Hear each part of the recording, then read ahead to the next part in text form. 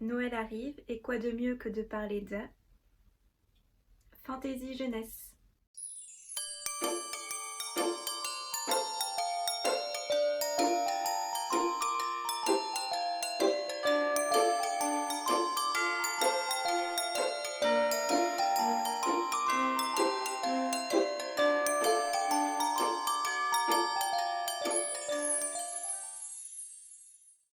Bonjour ami des livres, tu es sur la chaîne du Cactus qui lit et aujourd'hui je vais te parler de La Quête des Willan.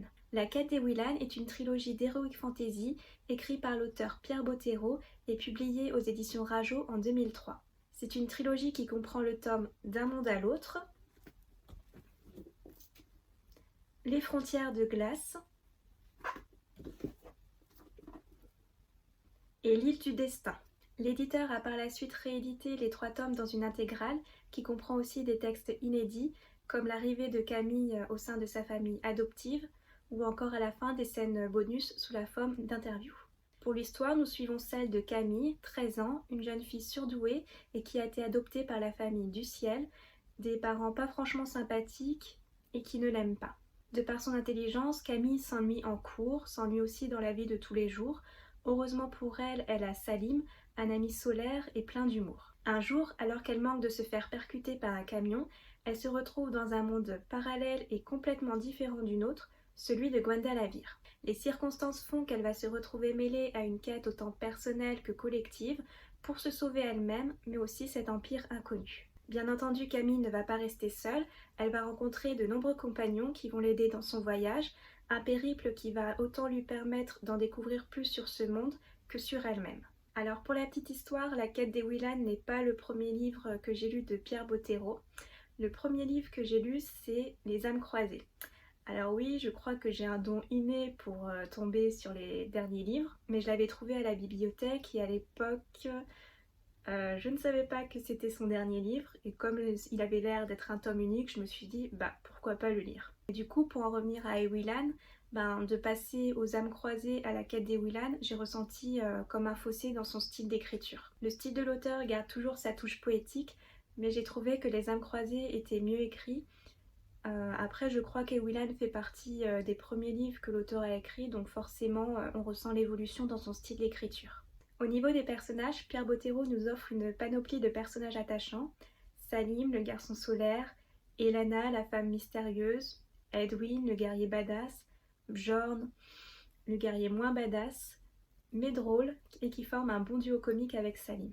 Chacun possède ses forces et ses faiblesses, à part peut-être Camille, qui est pour moi le personnage le moins attachant de l'histoire, et c'est un peu embêtant vu que c'est le personnage principal. Je l'ai trouvée hautaine, sèche, toujours de mauvaise humeur. Non, c'est vraiment pas grâce à elle que j'ai voulu suivre l'histoire, heureusement qu'il y a les autres. Et par rapport à ses compétences, comme elle est surdouée, elle maîtrise le dessin très facilement, elle fait tout parfaitement alors qu'elle a 13 ans et qu'elle est dans un monde inconnu. Donc non, c'est à se demander si elle a des faiblesses à part son mauvais caractère. Mais bon, pour poursuivre sur une note un peu plus positive, j'ai adoré l'univers magique et chevaleresque de Gwendalavir. Les événements s'enchaînent très vite, il n'y a pas de longueur.